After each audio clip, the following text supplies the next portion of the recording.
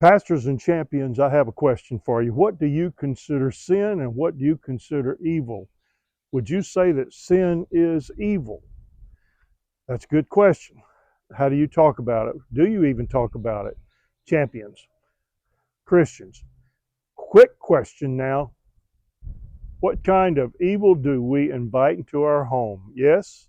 What kind of evil do we invite into our home? As I have reflected, I have invited evil into my home for years off and on, a lot less now, and hopefully not at all. But by what we put on our TV, what we watch on our computers, what we watch on our phones, you know, I've watched situation comedy through the years on TV, and it was terrible when I look back at it because of the sexual promiscuity, the language, everything about it was actually evil and sinful. And I'm sitting there laughing about it, but I'm inviting it into my home. My children may have been watching it. And what about some of the old James Bond movies and some of the things that I grew up with that today, I didn't think about it back then. I didn't notice it. But what was going on in these movies and on TV today, it's shocking. It's shocking.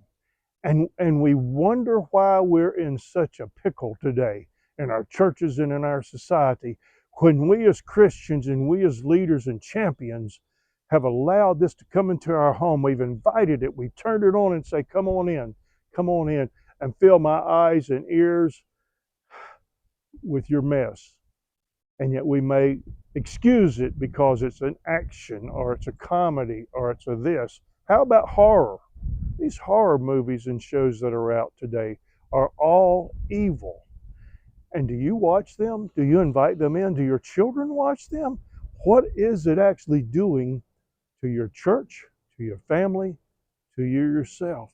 At your table today, I'm going to ask you to talk about this and be honest. Let's be honest. I need accountability and I want to be a better man of God for my wife, for my children, for my family, and for those that I serve. I want to be an example for you champions, and you pastors. And if I'm not, God forgive me. I pray that you will pray for me to be totally a godly, God serving, God loving, Bible believing man of God so that I can serve you, champions, and love you and encourage you to be all that God created you to be. God bless you. I pray you take this to heart and that you look at it, you consider it, and at your table, you talk about it. And if you don't have a table, get one. It will change your life. Linda and I are praying for you. We love you. God bless.